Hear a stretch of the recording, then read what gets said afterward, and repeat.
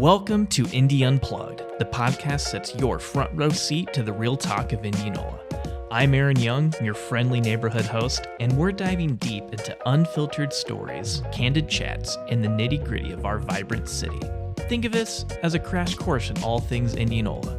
No fancy jargon, just real conversations. So, get comfy, hit that play button, and let's explore the heart and soul of our community together on Indy Unplugged. All right, welcome back to another episode of Indy Unplugged, a City of Indianola podcast. And it's been a while since we've been doing a podcast. We've had a very busy last couple of months between some city leadership transitions, of course, the elections, and of course, just all the great things that are happening across our departments in the community. So we're back at it with a great episode today featuring two leaders of the Indianola Fire Department, Chief Greg Chia and newly announced Chief Aaron Hurt. For those who may have been living under a rock or just hearing it for the first time, Chief Chia will be retiring from his position as fire chief December 31st, 2024. So we're recording this podcast a few days before his retirement comes. But Chief, just what's this month, or what has this year, once your retirement announcement became official, kind of what's been going through your head, or what's life been like for you? Well, once I announced it and submitted my letter to the city manager, it really didn't hit me until probably a couple weeks ago that, you know what, I'm not going to be doing this. I won't be getting up every morning and working and having a schedule and having to report to City Hall. That'll be a huge change. It really will. I've been really fortunate to work for two organizations, Des Moines and Indianola. Indianola has been for the last 10 years, and very professional people. I've been very fortunate to work alongside and work with as colleagues. So you've led the Indianola Fire Department for nearly the past 10 years or so, from when you left at your previous stop in Des Moines. When you first became fire chief in Indianola, how did that come to be? Because you are an Indianola resident, have been an Indianola resident when you were working in Des Moines, but how did you first get kind of your foot in the door to lead the department nearly 10 years ago? So coming in, I you know what, it was a little of unknown territory. I mean, I coming from a larger department, even though I'd been a member of the community for years, and all my kids have grown up through and came through the school system and everything, I really didn't have a grasp on the structure that I was coming into and what was going to be involved just with the daily operations. And I think that was really the unknown for me. But things worked out. And you know what? I have to compliment the men and the women of the fire department, because I really made some changes. I imposed, I should say, some changes that probably some of them didn't like and some of them did like. And, it's just one of those things that they adapted and have excelled at it. And that's a compliment to them and the quality of the employees that the city has. What were some of those changes that you implemented for the better as you look back through those developments? And I know listeners, Chief Chia has given plenty of great annual reports to council on a yearly basis where a lot of this data and this information is available. But just as you reflect, what were some of those changes that you're most proud of, or that were really needed from when you came into this type of structure? Well, some of the changes that probably seem very minor but are big were when we went to a career department. We used to have paid on call. We had part-time. We had 6 career. So now there are no paid on-call personnel. And that's a version of, I guess, volunteer. They would, but that's a huge step in itself right there.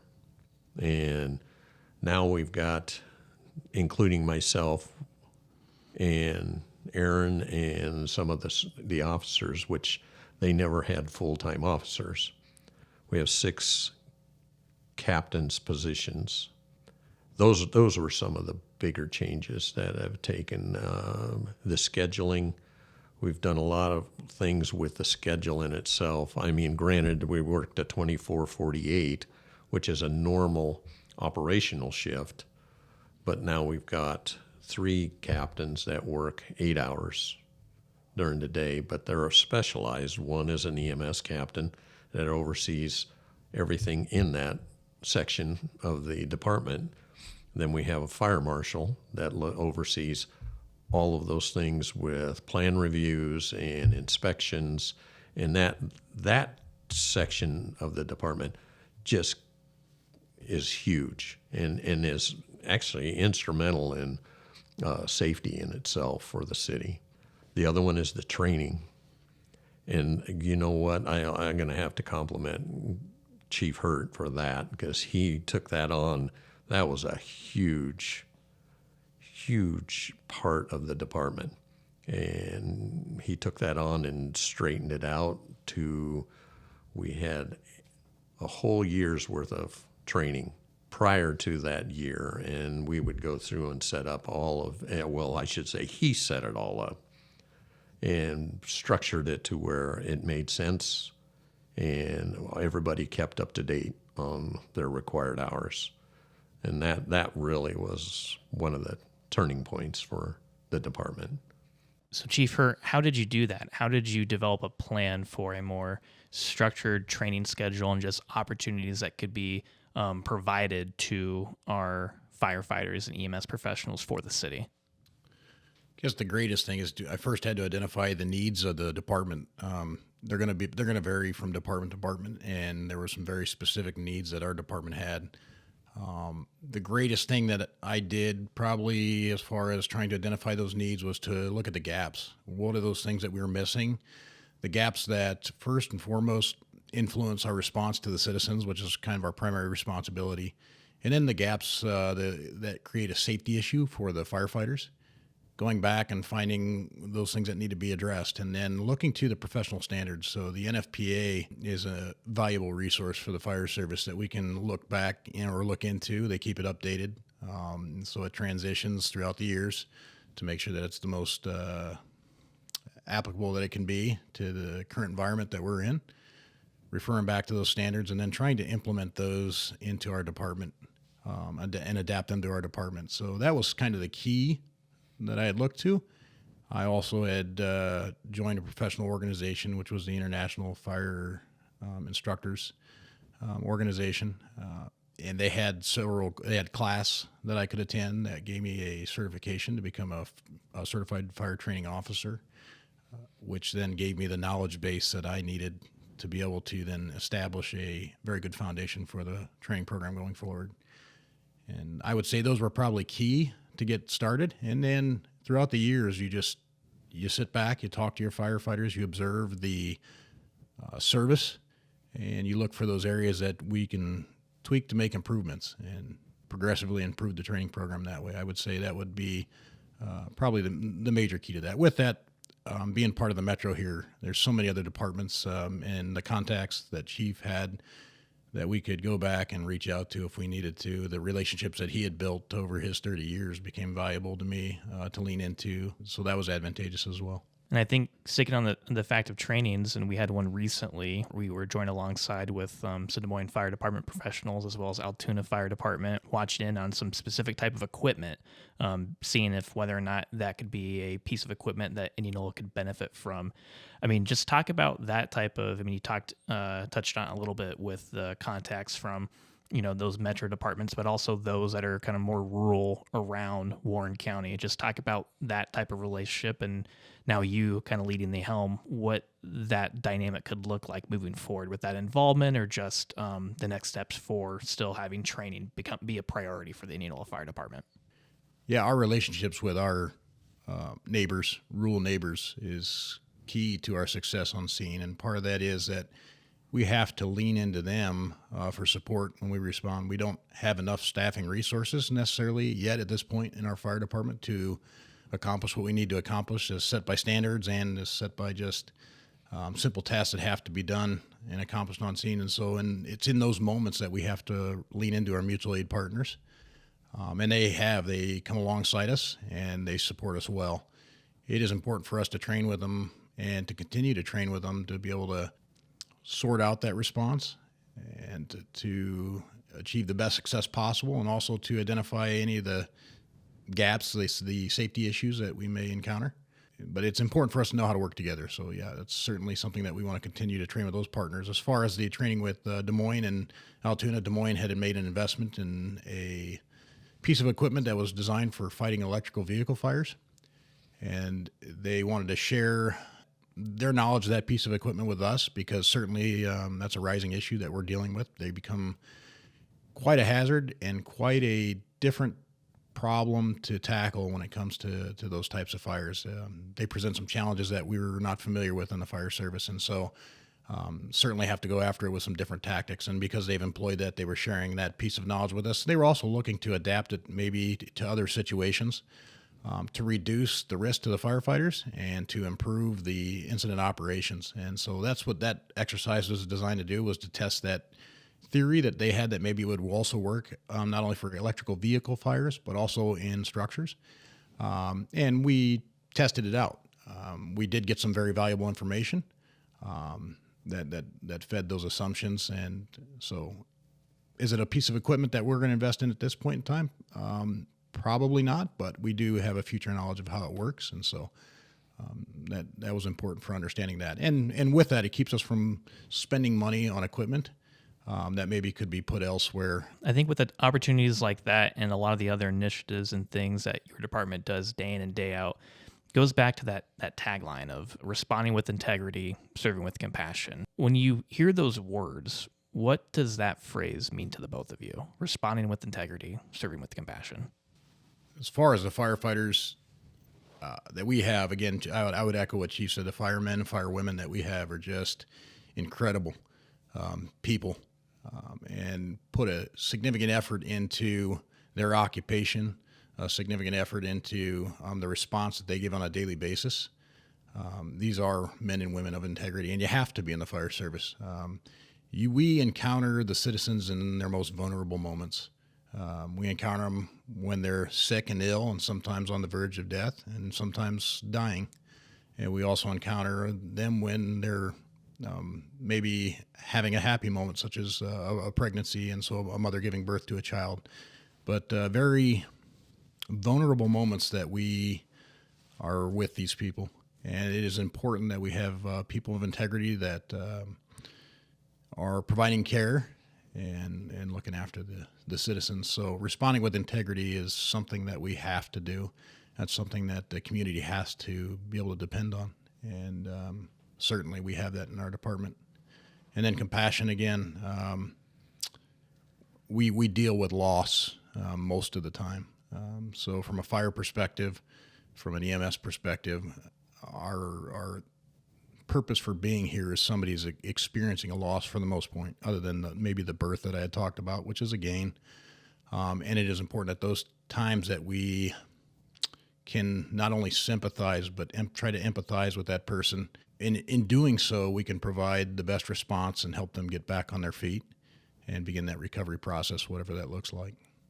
With the knowledge that Chief Chia has and just the years of experience of going through likely dozens, if not maybe even hundreds of those types of scenarios, and as you begin your next chapter as Indianola Fire Chief, Chief Hurt, what are some of the things that you have been able to learn from Chief Chia throughout kind of your career so far to this point with the Indianola Fire Department, but also as you begin to be the guy, be the leader? Chief Chia had an amazing ability and has an amazing ability to have a balance. As the chief, you have a responsibility to the city that is important. You also have that same responsibility to the responders that is important. Being able to juggle that responsibility and to care for both the people of the community first and foremost, and then the responders, and to be able to bring that together sometimes can be met with challenges. There's different needs that exist there.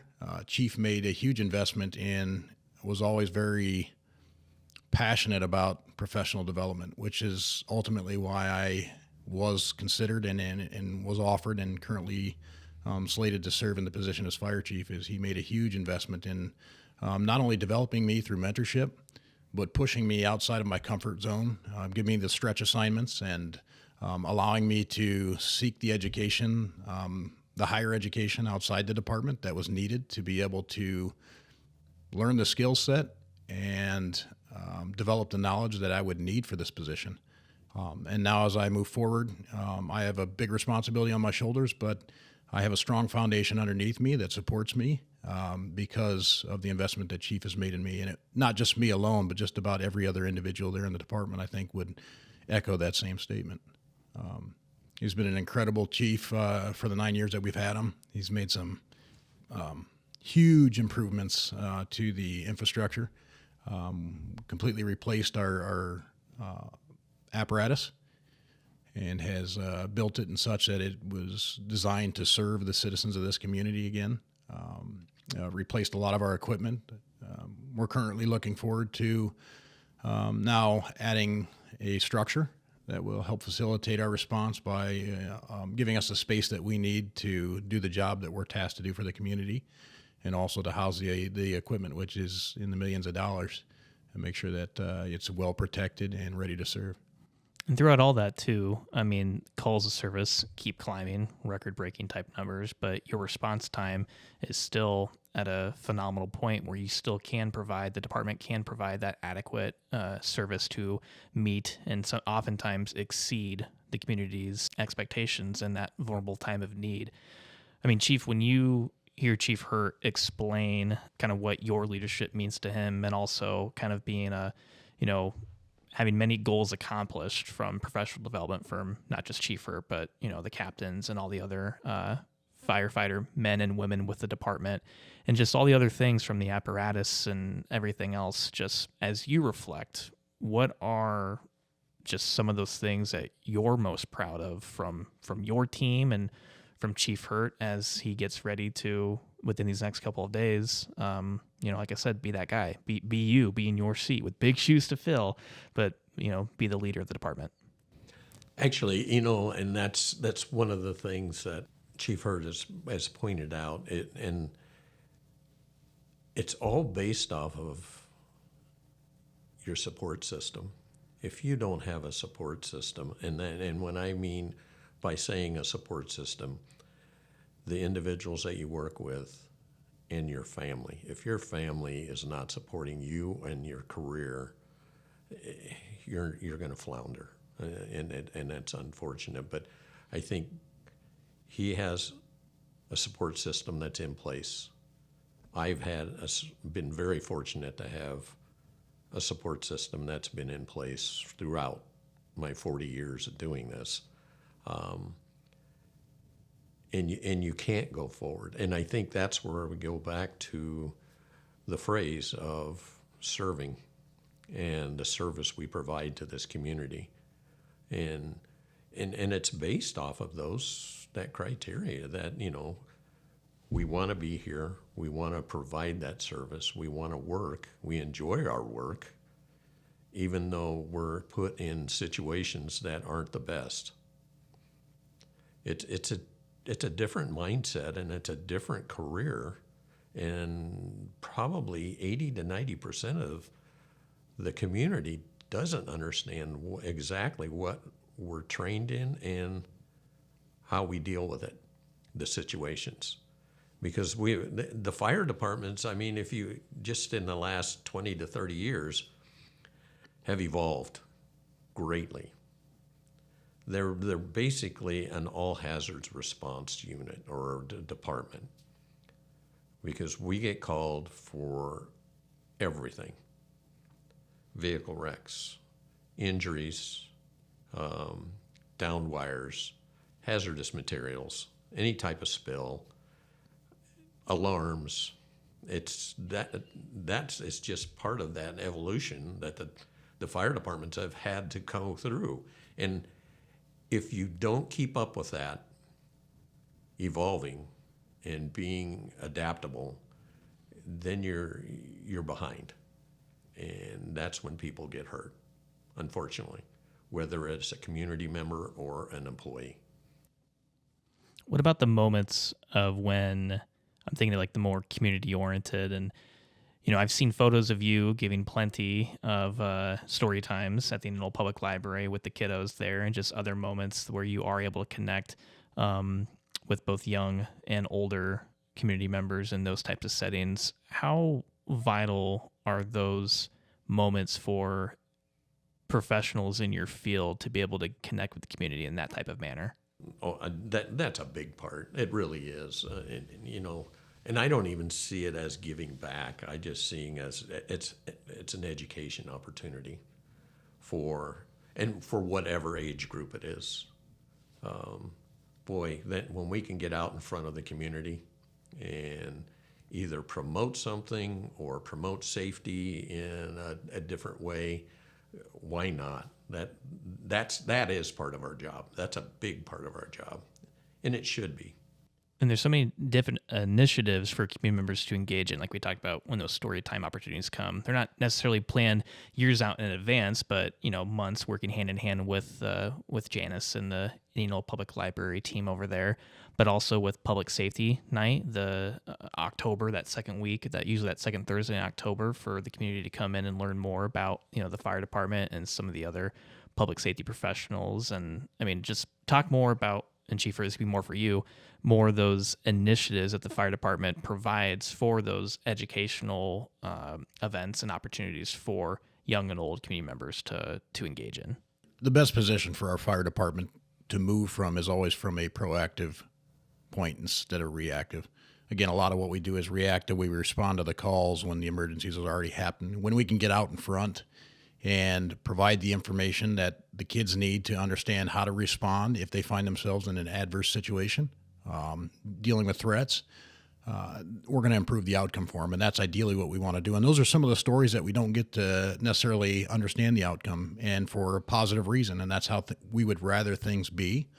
When we start to see reduction in fires, we know that we're doing something right, whether we're doing it from a fire department perspective, or maybe that's from a consumer safety perspective.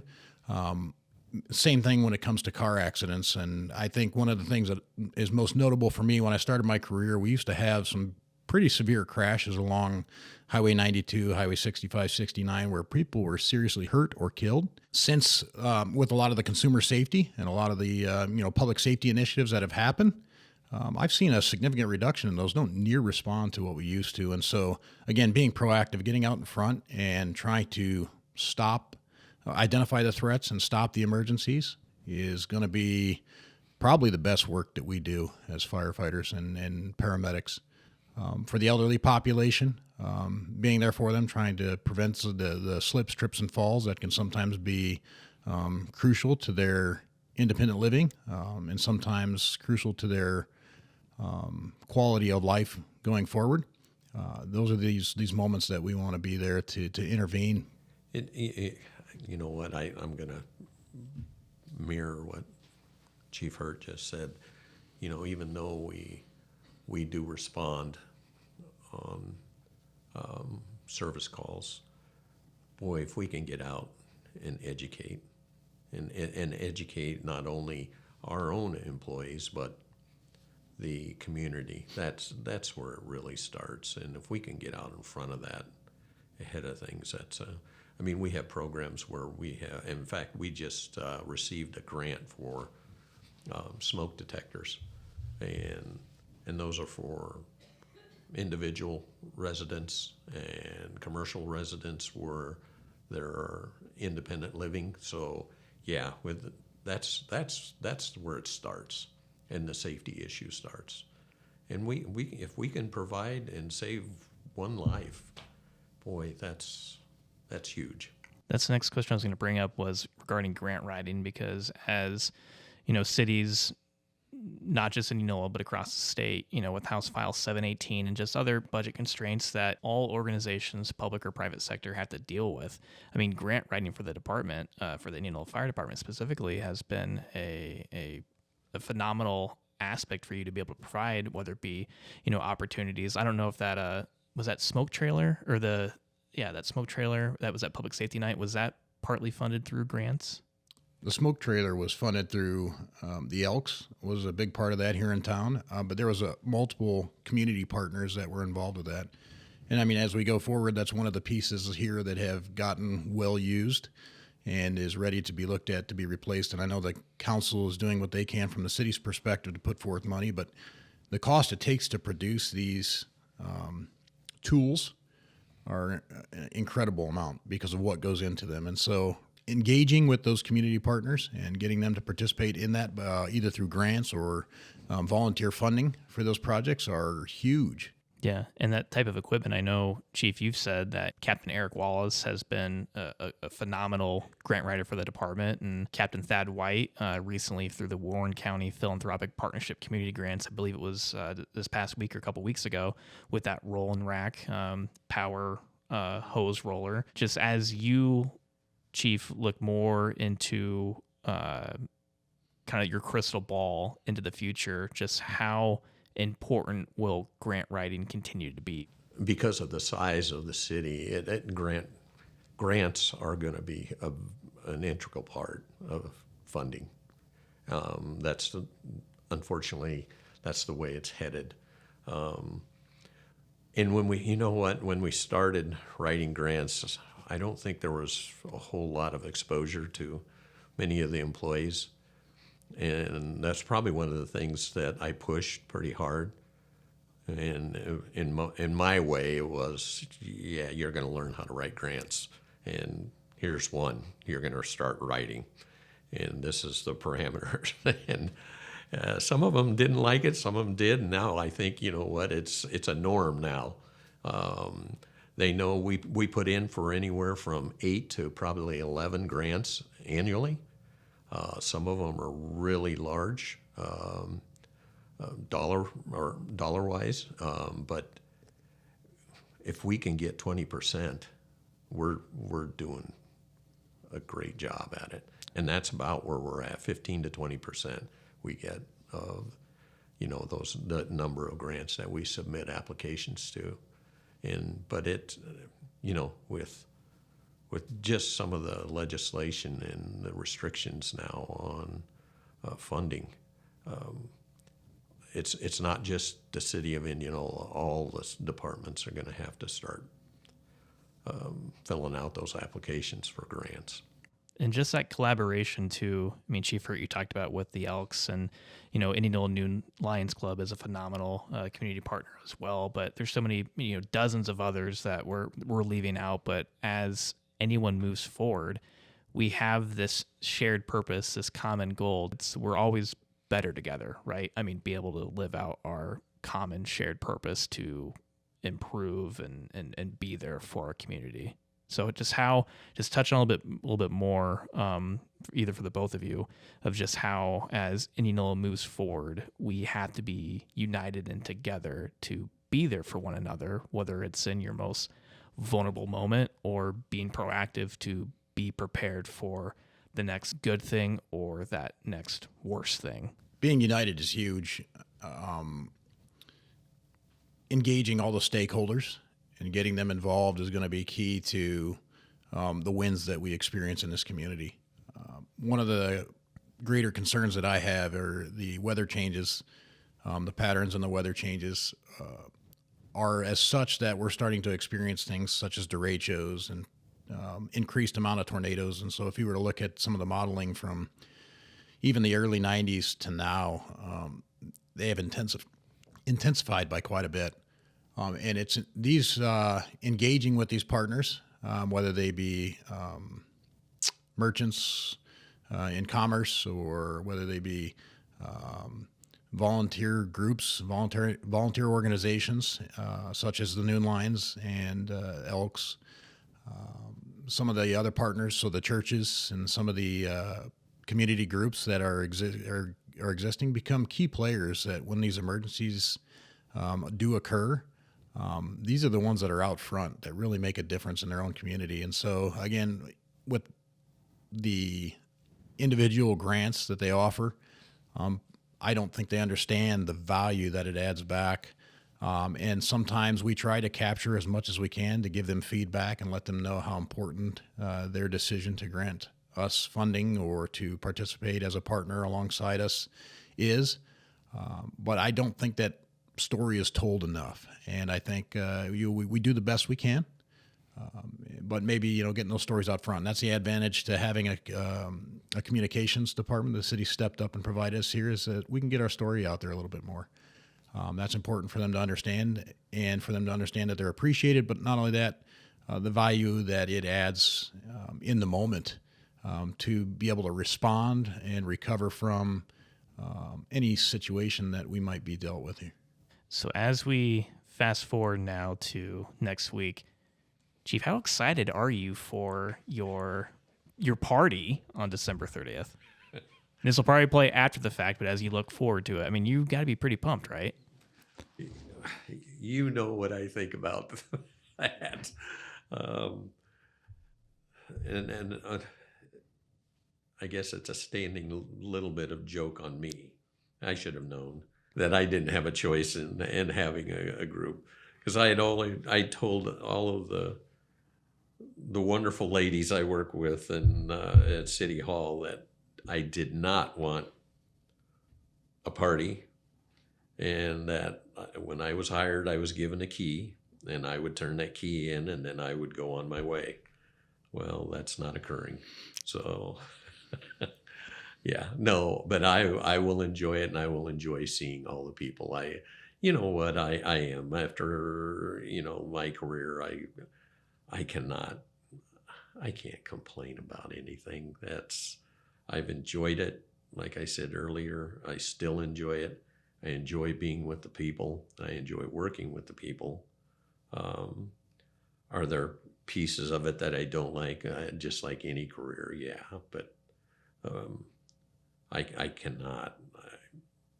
This is. I've been very fortunate to have such a career. What are you looking forward to the most in your retirement? Following my grandbabies. I've got 4 boys, and they're all starting to participate in all the extracurricular activities now. So being with my family but the grandbabies are something else. They're fun to be around and watch them grow up. Well, we're excited to celebrate you on both the 30th and being there for your final call, 4 p.m. December 31st. Chief Hurt, just as you look back at the type of leader that Chief Chia is, just what's one word that you would describe him as you embark on this next chapter of your professional career? So many words that you could add to this, so trying to pick one's just difficult. Rattle off just a few then. Carries so many qualities. He's passionate. He's dedicated.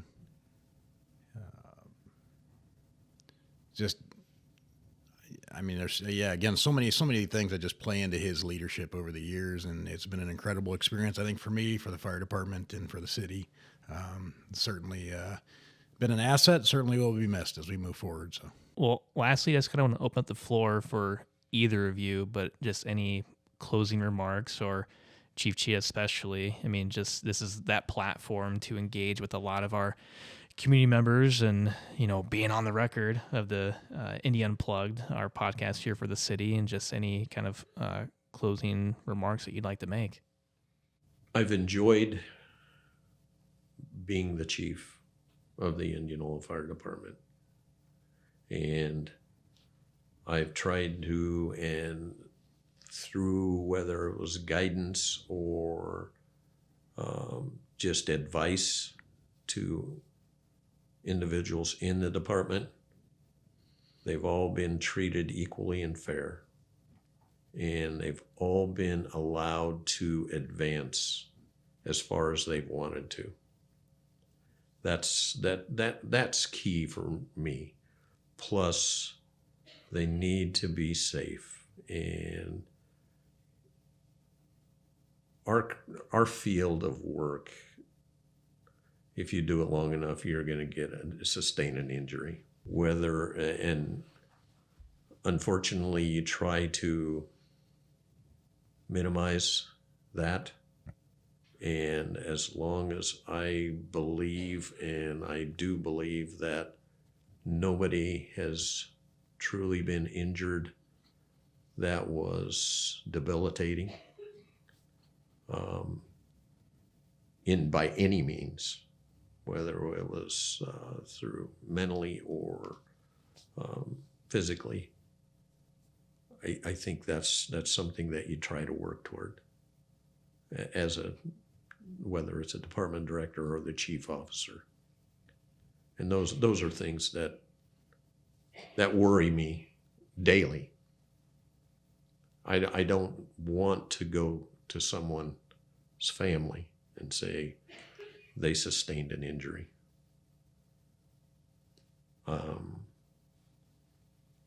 By doing their job. That's a huge piece right there. And I'm hoping that I've accomplished that. Again, I think safety is always going to be the priority of our firefighters, of our first responders, safety of our community, and that's always out front, which is important because public service is a little bit different than business in the capitalist market. You have to create a service that is not only efficient so that it benefits the taxpayer the best that it possibly can, but one that's effective. And so trying to strike that balance of what's efficient but also effective and safe for the responders, what's efficient and effective and safe for the community, is where our heart's at. And when we approach the community and we ask for funding, or when we're trying to vet out a program, start a new program, that's always what's in the back of our mind, is what's going to be the best option here from that perspective, that we can take that 360-degree approach, and might not always be the cheapest, but it's what's necessary to keep the community safe at the moment. Might not always be the cheapest for the firefighter, but necessary to make sure that they go home at the end of their shift to their family. But certainly we always want to be cognizant of the fact that we are stewards of what the community has entrusted to us, and make sure that we're doing it in the best way possible. To give you an example of what he just said, when I got here, we changed PPE, which is our personal protective gear that we wear in a fire. So there's a trade-off. And one of them is the thermal protection.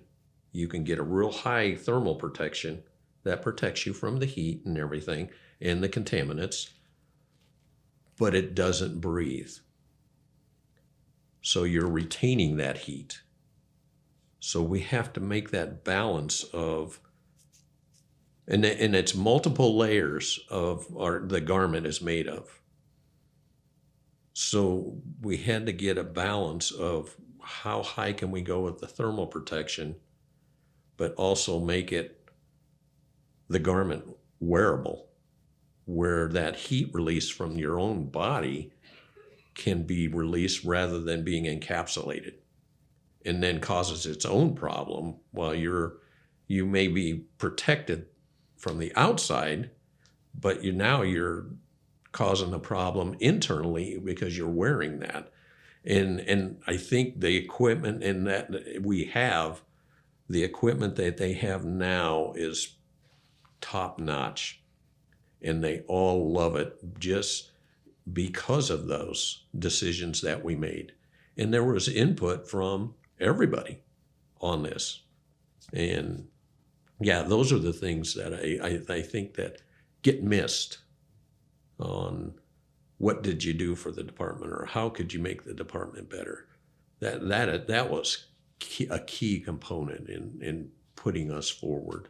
Unless there's anything else, I mean, I just want to thank the both of you for taking time today to hop on this episode of Indy Unplugged. And Chief, I mean, I don't mean to speak for the entire city, but you will be sorely missed. I think selfishly, for me personally, I wish you and I had more time together. It wasn't until like last month you were in my office and you noticed the photo I had of my father. You guys both went to the same high school, same sports and all that stuff. And you and I, we've crossed paths early on from, your son and I playing college sports together, and of course being in high school. So I've seen your face in the stands for a number of years, but so it's been great to be on the same team on this side of things professionally. So I will definitely miss having you as a colleague, but know that you're just one quick phone call or text message away. So Thank you. Thank you, listeners, for tuning in for this episode of Indy Unplugged. Make sure that you leave us a comment, leave us a review, wherever you're listening to your podcast, whether it be Apple Podcasts, Spotify, iHeart, you name it, we're there. And who knows, maybe next time you'll be a future guest of Indy Unplugged.